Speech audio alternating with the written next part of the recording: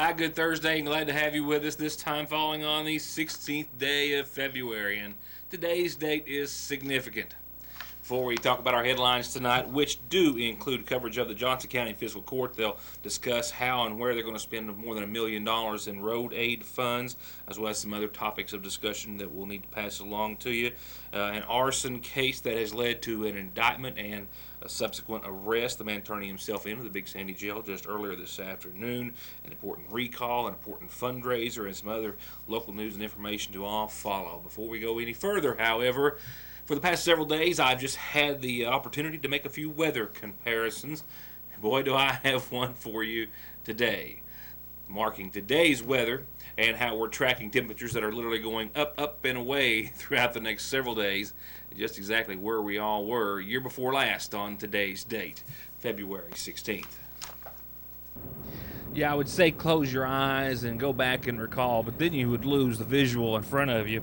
Yeah, ladies and gentlemen, that's February 16th, 2015, one of the biggest snowstorms that we had seen in a while. Over a foot of the white stuff for a lot of folks in eastern Kentucky. It all added up very, very quickly, and it caused quite a travel mess. And actually, to be honest, not a whole lot of traveling going on.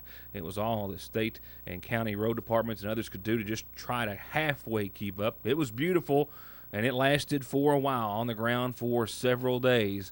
One of the biggest snowstorms we'd seen, once again, in years. And then you draw by comparison conditions outside today.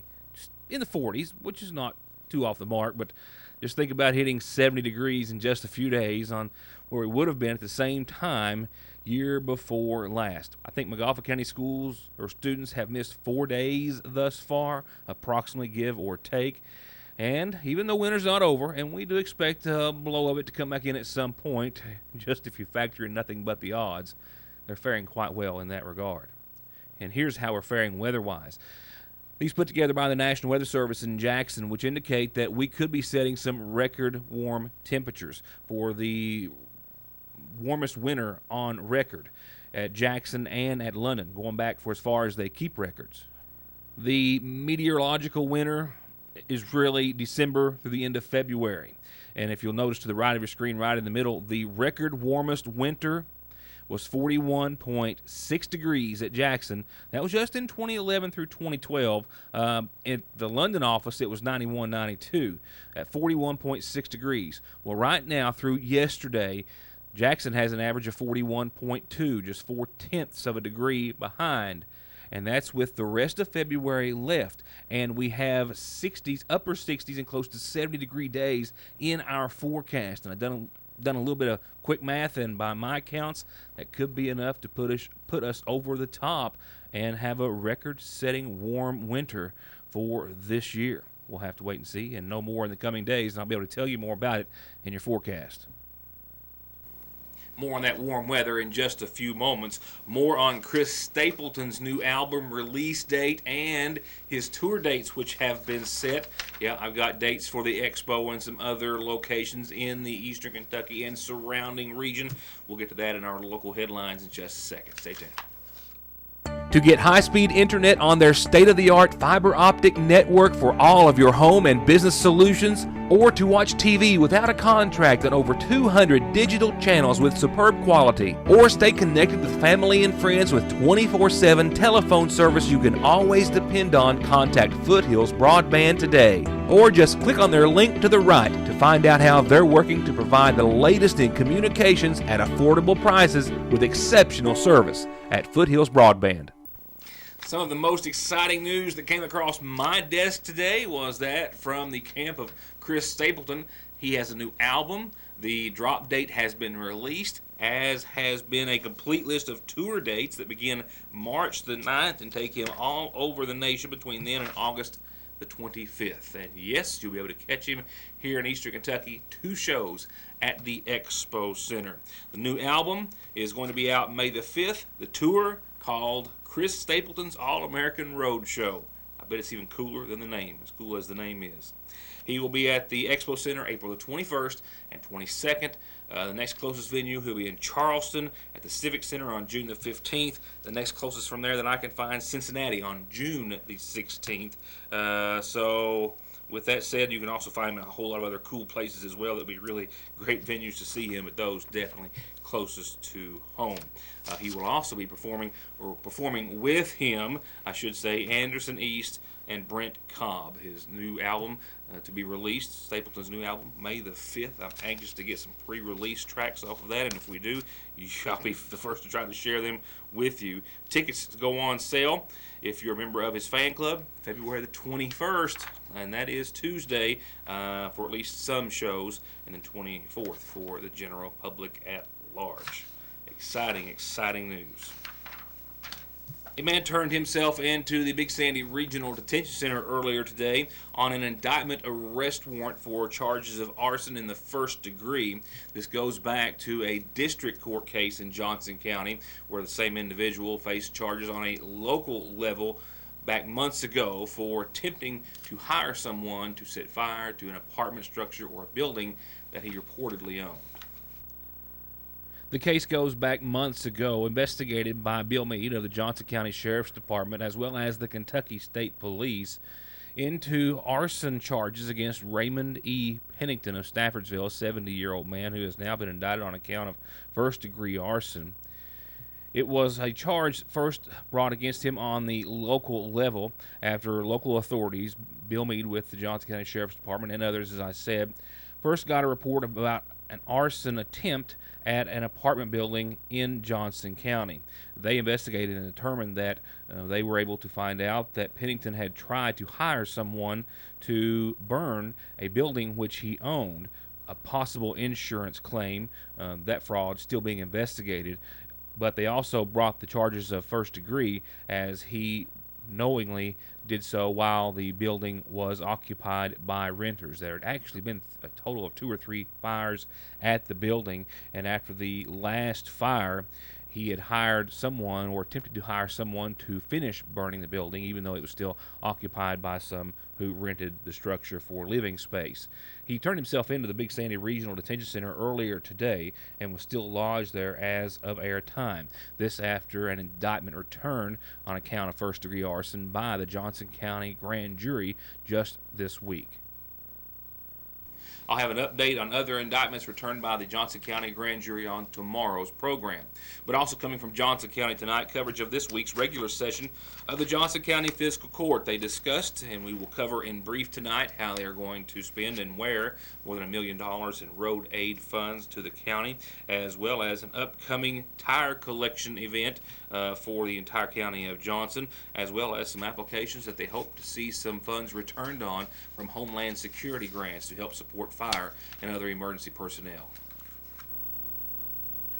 Following approval of the minutes and approval of the bills, one of the first presentations was that of Mr. Tim Spencer with the Kentucky Transportation Cabinet, outlining what the state and county could or would be doing with the $1.195 million allotted through the Rural Secondary Road Program.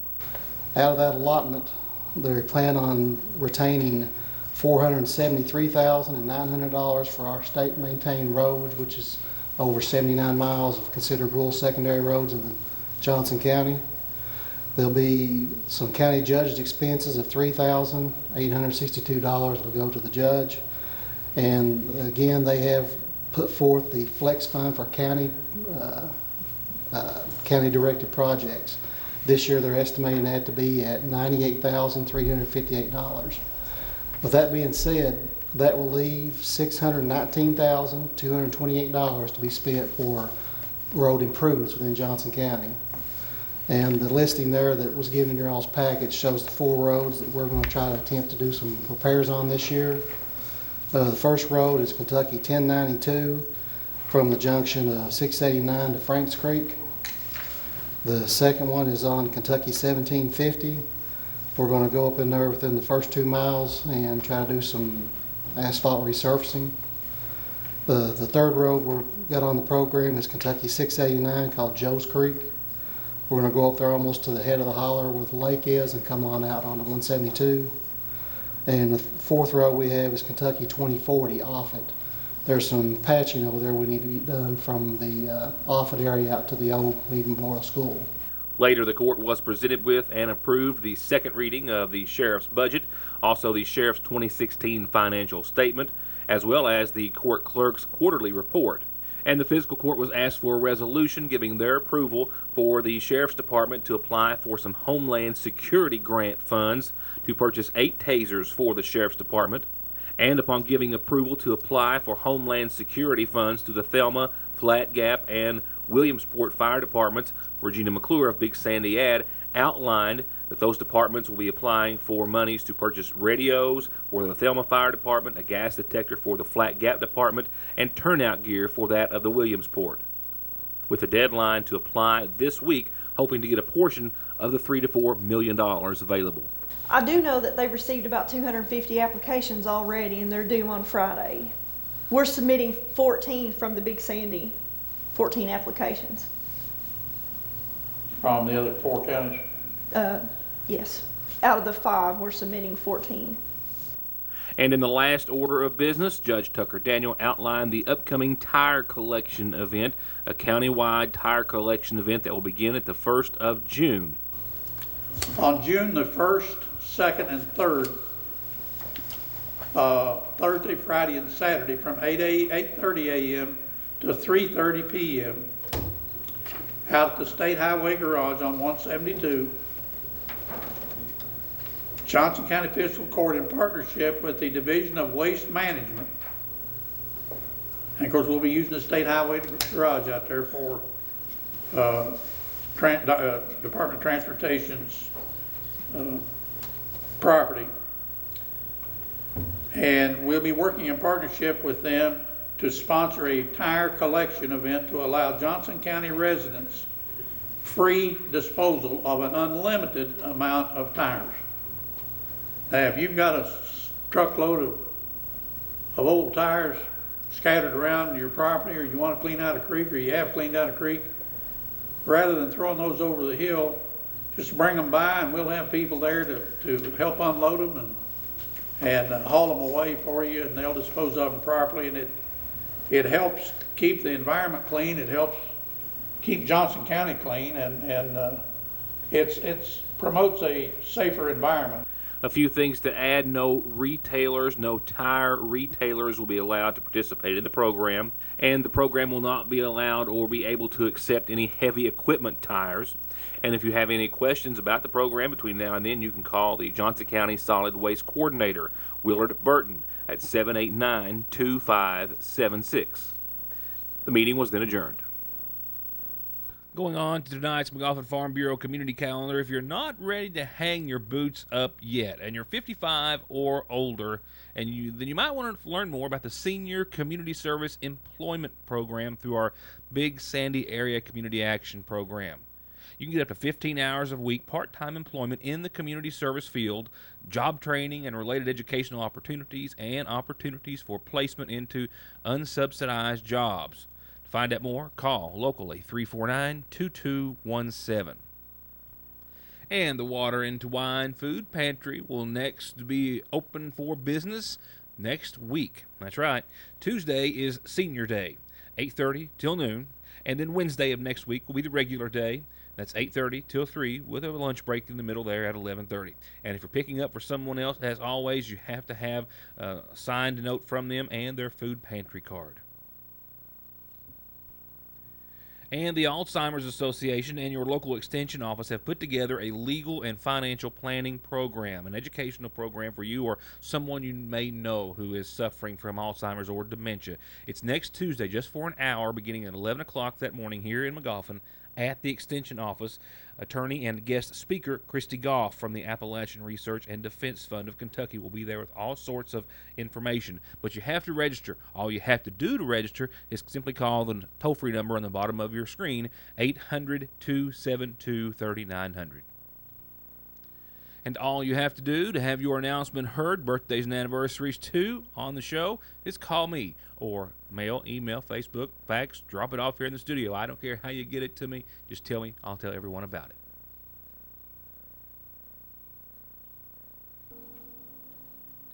Turning to funeral service announcements, a reminder of those to be held in honor of 78-year-old Dolores Dale Benton Perkins of Sagersville.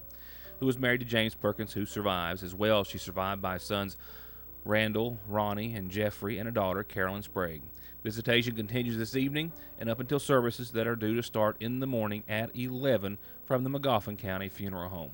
Burial follows services at the Perkins Cemetery at Grape Creek. And we've been told today of the passing of infant Maddox Parker Howard, infant son of John and Amy Bailey Howard, who passed away on Tuesday. Those left to mourn include his parents, brother Bentley, maternal grandmother Patty Howard, and maternal grandparents Denzel and Melanie Bailey. I'm told that arrangements are still incomplete but being made by the family at this time and to be announced soon through the Sagersville Funeral Home.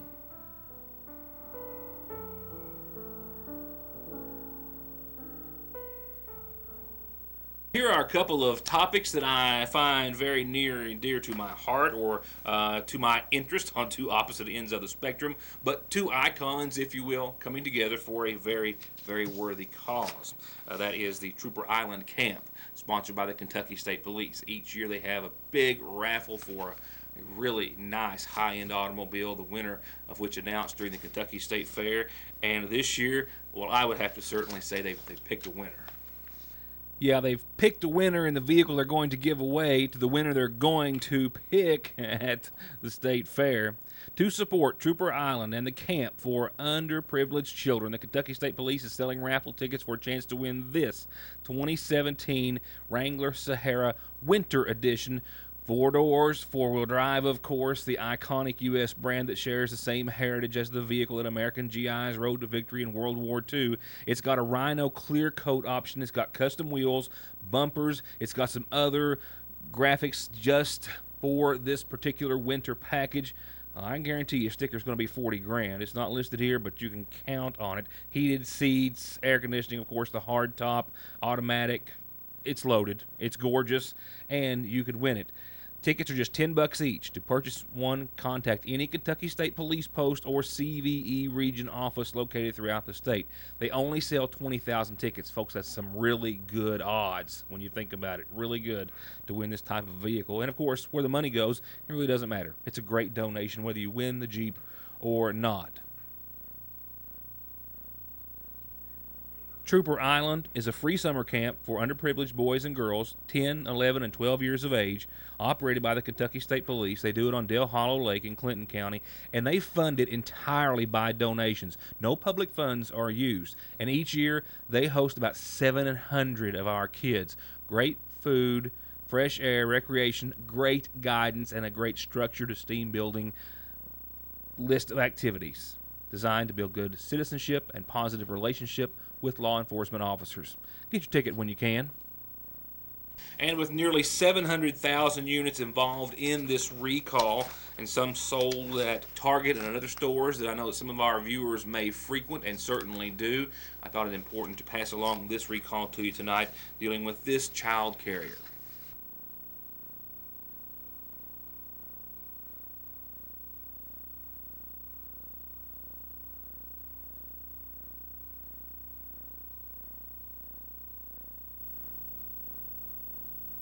And where else are you going to watch the news and they're going to tell you about a foot of snow or more on this very day just 2 years ago, and now on this day we're talking about temperatures in the 60s and maybe into the 70s. Kentucky, folks, that's one of the reasons we love it so. I sincerely do believe you never know what to wear or what to expect when you go outside.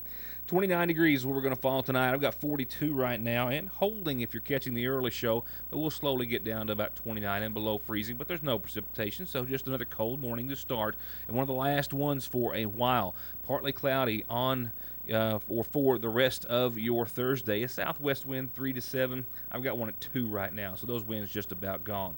All right, here's the short and sweet of it thereafter. Tomorrow for your Friday, sunny and 61. Clear skies tomorrow night, well above the freezing mark at 41 degrees. For the first half of your weekend, we'll start off Saturday. We'll see 61 before it's over. We'll see clouds on the increase throughout the day, and then about a 50% chance of showers in the afternoon, mind you. And that 50% chance will just kind of stick around throughout the night. but I think for the most part it will be gone by Sunday. We have only a 20% chance of showers lingering through early Sunday morning. So cloudy and some rain from the afternoon on to the evening possible on your Saturday, but definitely warm. And warmer still on your Sunday. In fact, I didn't even put that 20% chance of those early AM showers at 7 or 8 o'clock in there because I just like the looks of it better with partly sunny and mostly clear. 63-43 for your Sunday high and low. President's Day on Monday, 68. Don't be surprised if we hit 70. Mostly sunny and partly cloudy on your Monday. Tuesday, 69, closer to 70, of course. 50 degrees for nighttime lows under partly sunny skies. Tuesday night, we do have a 20% chance of showers late. That will lead into a pretty decent shot on Wednesday of next week. But even with that rain possible, I've still got the mid-60s through at least Thursday. And as I referred to earlier, an update on indictments returned in Johnson County, as well as some pre-57th District Tournament information, everything you need to know before you head to the tournament. Well, maybe before I see you again, because the first game tips off right around the same time this show will tip off on Monday of next week. So that's coming up on tomorrow's program, and some other exclusive news and information. As always, you'll only see if you join us right here for more of Your News Today. For now, thank you for being a part of this show. We hope to see you back here for the next one, and have a good night.